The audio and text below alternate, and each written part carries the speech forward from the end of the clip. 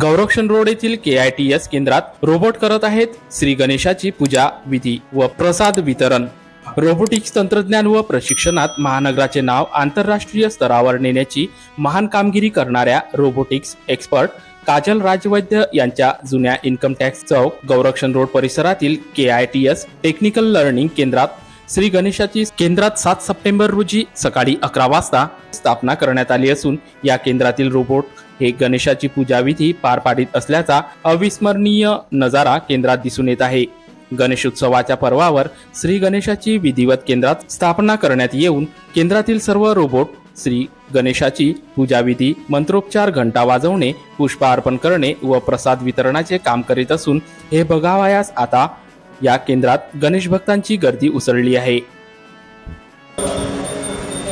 गणपती बाप्पा मोरया।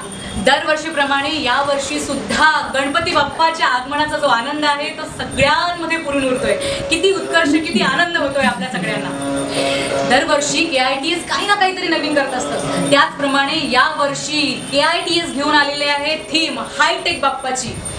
आपण बघितलं असेल की बाप्पाची जी आरती आहे ती रोबोटने केली आहे, पण या वर्षी आपण फक्त रोबोटच्या हातून आरतीच नाही तर घंटी, प्रसाद, आरती तर आहेच, पुष्पांजली, फूल अर्पण करणे आणि त्याचबरोबर आपल्या सगळ्यांचा आवडता नाव हा गणपतीची आरती आणि त्याचप्रमाणे मंत्रोच्चार जो आहे तो कंटिन्युअस करतो आहे।